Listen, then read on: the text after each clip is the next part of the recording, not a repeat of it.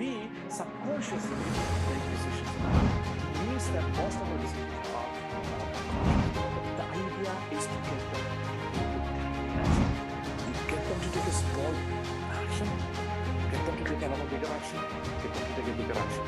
All of a sudden, it creates a new path of decision making that you have influenced as subconscious. So why is it happening like this? I mean, you might be curious about it.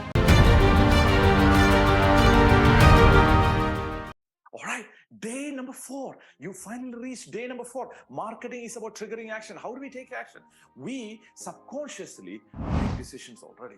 Like before we buy anything, like there are some famous quotes about this. Basically, people emotionally buy something and logically justify it. People irrationally buy something and logically justify it. Same thing, same idea, 2 different words, 2 different sentences.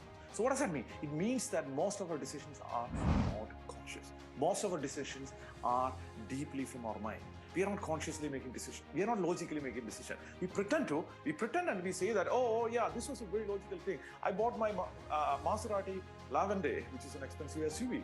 And I bought my Maserati Lavande because I really needed to see my client. That was really important for me. I mean, my clients really appreciate that. Because of this, I'm getting business. Complete logical justification. That's not why you bought it. You felt good about buying this car, buying this SUV, buying this expensive car that made you feel good emotionally, and you justify it and you come up with stories to justify it. So if that's the case in marketing, you need to figure out how to influence other people's subconscious. And Robert Cialdini wrote this fascinating book about influence, the book called Influence, that I would definitely want you to read at least 3 times.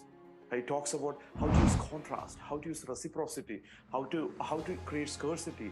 And marketers all over the world use that as the Bible of marketing. They use, like, there are so many tools from there that you will get a lot of clarity on how marketers either gave you amazing products or manipulated you. Both are done using the same principles.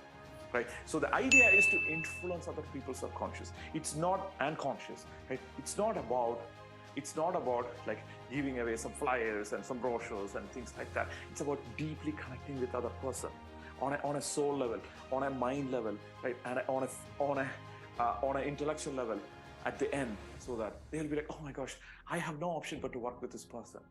Create offers that are so compelling that people are like, there's no way I could resist this. It will be dumb for me to not get this. Right? It will be phenomenally dumb for me to not get this offer from you. That's the thinking that we need to eject. We need to evoke in people who are looking at our materials, online, offline, everything. That's how we need to market. So marketing is not about like getting attention. That's not the goal. The marketing is to get the specific people to trigger action. Like ask them to raise their hand. Ask them to raise their hand. Maybe it's a like on a Facebook post. Maybe it's a love on something. Maybe it's a video that they're watching. Maybe it's putting a comment on a video. Whatever it is. But the idea is to get them to take a tiny action. This is what Robert Cialdini calls as a micro action. What's a micro action? Like if you take a small action, that will lead you to a slightly bigger action, then you started a journey. Robert Cialdini has this fascinating example in Influence about like bone marrow donation.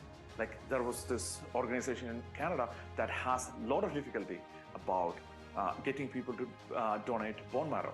So what they did is they asked them, hey, do you think, I mean, there are so many people, can you donate bone marrow? It's a painful process, but almost a lot of people didn't want to do it. And it was a really challenging thing to get donors for it. So what did they do? What they did is they called a bunch of people and asked them, hey, can you wear a pin to support patients with bone marrow cancer? And many people are like, some people are like, no, I don't want to. But some people are like, hey, I will wear a pin. Okay. So those who wore the pin, it's a small micro action. Those who wore the pin asked them, hey, you wore this pin for this thing. Could you please come and visit our cancer center and visit some of the patients? Because that will be comfort for her. Significant number of those people who wore the pin, they came and visited this cancer patient.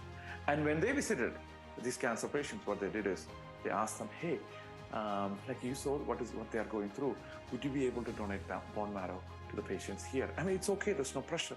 If you want to, we want to give you that opportunity because you are a caring person. You wore the pin, you came and visited them.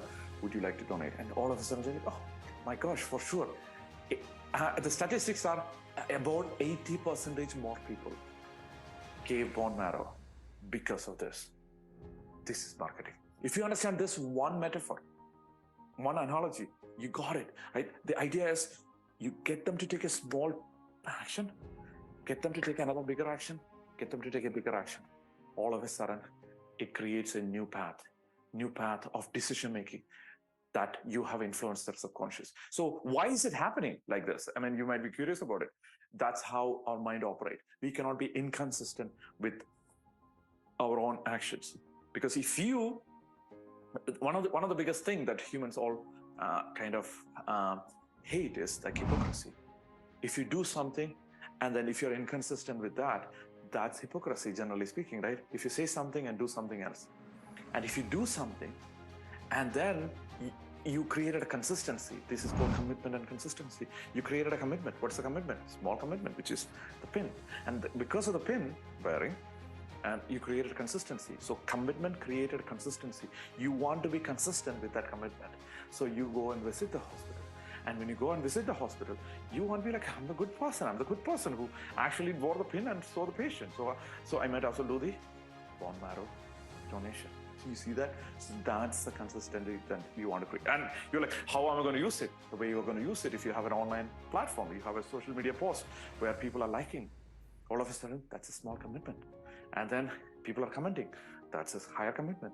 People are like, visiting your website. It's a slightly higher commitment. They entered some information on your website, slightly higher commitment. And they watched a webinar. It's a slightly higher commitment. Or watched a video, slightly higher commitment.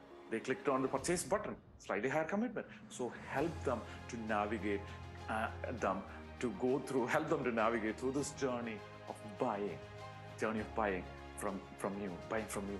So you need to design it in a way that every step that they take, they're getting closer to a purchase. That's what we are talking about. That's why I think marketing is triggering action. Tomorrow, I'm going to talk about marketing success is perceived value. I didn't understand this for a long time. So you're going to understand this tomorrow. Day 5, marketing success is perceived value. How much perceived value you could create, that is the effectiveness of your marketing. What does that mean? I'll explain that tomorrow on day number 5.